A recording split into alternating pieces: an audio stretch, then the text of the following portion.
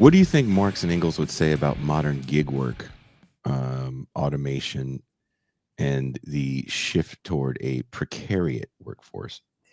Um, I could give you an answer directly from the manifesto. Actually, this is in um, section one. Section one's called bourgeois and proletarians, and there's a passage where after expanding on what from whence the bourgeoisie and the proletarian classes came from, Mhm. he gets into a little deeper analysis of how does the bourgeoisie maintain its power. And he says the bourgeoisie cannot exist without constantly revolutionizing the instruments of production, and thereby the relations of production, and with them the whole relations of society. Conservation of the modes of production in unaltered forms was, on the contrary, the first condition of existence for all earlier industrial classes. And so this changing of the nature of production, the changing in the nature of work, automation is just another way in which the bourgeoisie can sort of sustain itself, keep itself in in the position that it's in, really. So that's what I would say, that how they would respond to what's going on today. It's not much different. What they're seeing is probably more of the same thing that they were commenting on: more alienation, Mhm. more exploitation, a further vivification of the two distinct classes, bourgeoisie and the proletariat, becoming more starkly contrasted to each other than even in their time, right? In their time, there's still an aristocracy. There's still a peasantry that doesn't exist anymore. I mean, maybe there's a new aristocracy emerging, but So you don't believe in techno feudalism? I mean that might be the new future, in the sense that I've heard that argument recently, that Mhm. this is kind of the goal of Musk and Trump, is to go back to a sort of semi-feudal mode of organization, um, as possible. I don't know. What Um, you're getting at, I think, is that the nature and the content of work mhm. has changed. It's not what it used to be in the Marx and Engels time, or even in the Lenin time, where you woke up and you went to work in your factory and you did your Charlie Chaplin-esque kind of repeated motions. It's not really that anymore. There's the facade that you have your own. Um, you have some agency in this gig economy where you can go drive your car whenever you want to make money.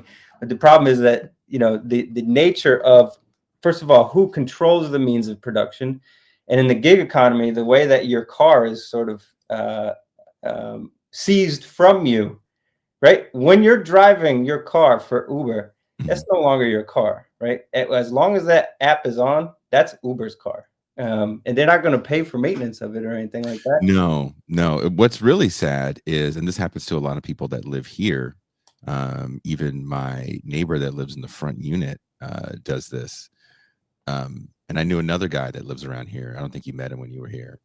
That does this. They drive Uber and Lyft in San Diego, um, which is a massive county in Southern California. Um, but they sleep in their cars for the weekend, and then they hope to make enough. It's like a 24-hour thing for them, and they hope to make enough to pay the rent because it's cheaper to live here. Mhm. Um, so, in essence, your car, which is just supposed to be this mode of transportation, becomes not only your workplace, but then you have to sleep in your workplace during your quote unquote work week. So it I don't know. It seems a little more gross here. They Uh, tried to do that. I mean, in Marx's yeah. own time, where I live in New England, if you go to Lowell, Massachusetts, you see all the old factories where these capitalists tried to build around the factories. They built housing, and they provided the stores where you worked, you earn a Mhm. wage, and you paid the money back to your employer through the housing, and then you went to the convenience store that your employer also owned, and so the money just recycled back in. So they tried to do that kind of stuff. So the gig economy, in that sense, isn't that new. If anything, it's alienating workers even more. Yeah, because you're not working in a mine with other people. You're driving a car kind of locked away to yourself constantly. That's Yeah. why movies like Nomadland I found extremely offensive, because the precarity of old age in a society where we thought we kind of solved some of the problems post World War II of what to do with the elderly, um, are really, I don't want to say coming home to roost, but I think it's one of those things that gets ignored as we talk about like unhoused crises and the Mhm. cost of living. Um, More and more people over the age of 60 are becoming homeless. And there's not much work that's available for someone, if you can work at 60, where you can afford to live.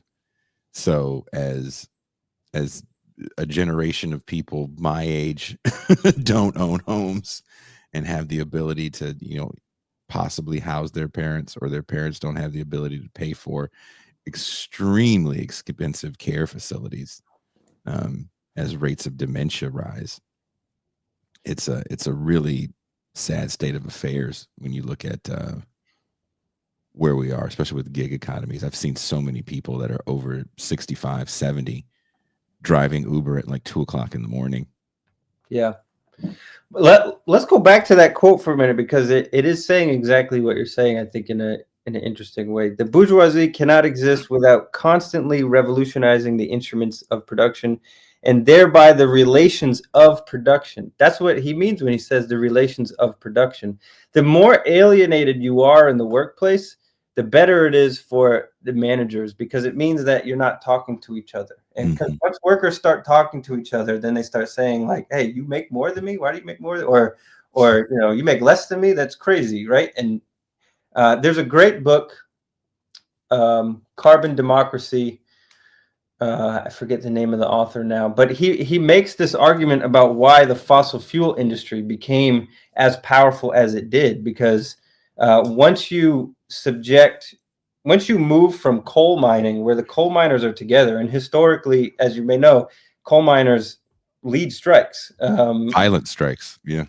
And so once you move from coal to now liquefied petroleum gas, where the extractive process is done mostly by machines, then the roles of the individuals that are involved in the extractive process are more alienated. They don't talk to each other. Mhm.